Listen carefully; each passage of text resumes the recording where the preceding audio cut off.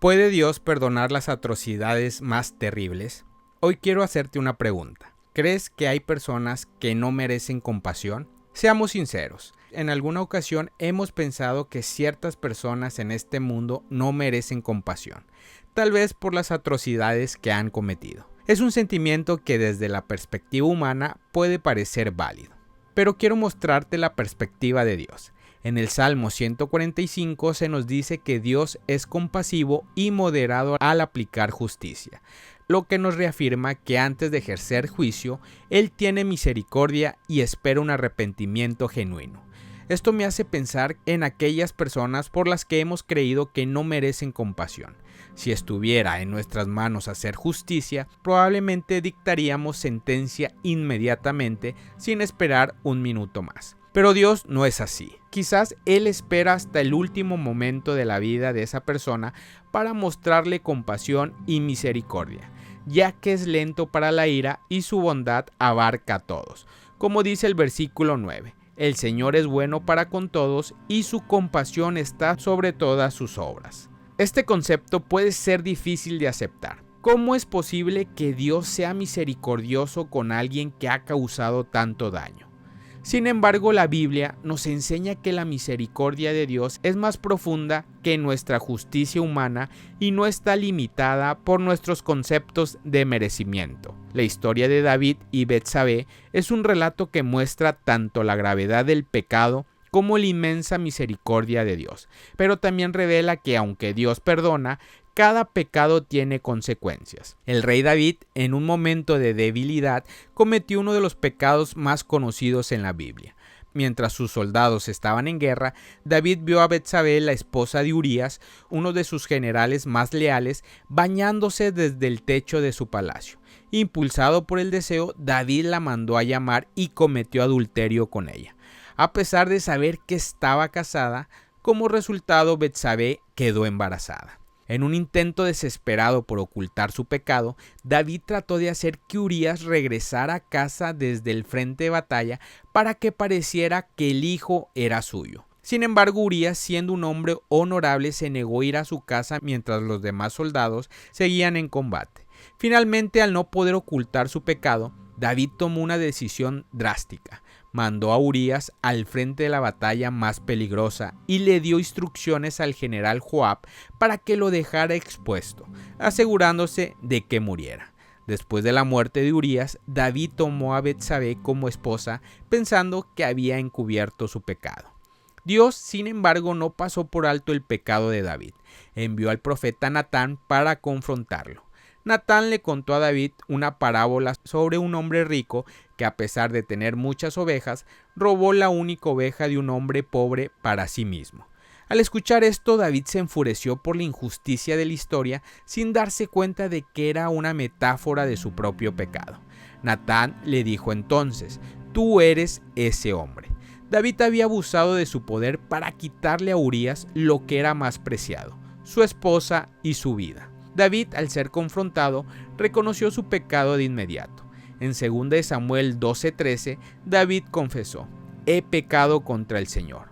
A pesar de la gravedad del pecado, Dios mostró su misericordia. Natán le dijo a David que Dios había perdonado su pecado y que no moriría por ello, lo cual era la pena merecida según la ley de Moisés. Aunque Dios perdonó a David, su pecado no quedó sin consecuencias. Natán le dijo que como resultado de su pecado, la espada no se apartaría de su casa, es decir, su familia sufriría violencia y conflicto, y su hijo, fruto del adulterio con Betsabé, moriría. Efectivamente, el niño nació, pero enfermó gravemente. A pesar de que David ayunó y oró por la vida de su hijo, el niño murió al 7º día. Esta tragedia marcó un punto doloroso en la vida de David. La historia de David nos enseña que Dios es misericordioso y perdona a quien se arrepiente sinceramente, como lo hizo David. Sin embargo, también nos muestra que el pecado tiene consecuencias inevitables. Aunque David fue perdonado y restaurado en su relación con Dios, el costo de su pecado no se desvaneció. Dios no castigó a David con la muerte, aunque según la ley merecía morir tanto por el adulterio como por el asesinato. En lugar de eso, le ofreció una nueva oportunidad porque David mostró un corazón arrepentido y quebrantado. El Salmo 51 es un ejemplo de este arrepentimiento sincero donde David clama: crea en mí, oh Dios, un corazón limpio y renueva un espíritu recto dentro de mí. A pesar de su perdón, David experimentó un sufrimiento profundo. No solo perdió a su hijo, sino que más adelante el conflicto y la violencia afectaron a su familia de manera trágica, cumpliéndose la profecía de Natán. Uno de sus hijos, Amnón, violó a su media hermana Tamar, y otro de sus hijos, Absalón, se rebeló contra David, causando una guerra civil. La historia de David es una muestra poderosa de que Dios es tanto justo como misericordioso. Él no ignora el pecado, pero tampoco destruye a aquellos que se arrepienten genuinamente. En su misericordia, Dios da nuevas oportunidades, pero en su justicia permite que el pecado traiga consigo sus propias consecuencias. En Gálatas 6:7 se nos recuerda: todo lo que el hombre siembra, eso también segará. David sembró pecado y cosechó consecuencias dolorosas, pero también experimentó el amor de un Dios que no lo abandonó, sino que lo restauró. La misericordia de Dios no implica que Él pase por alto el mal o la injusticia.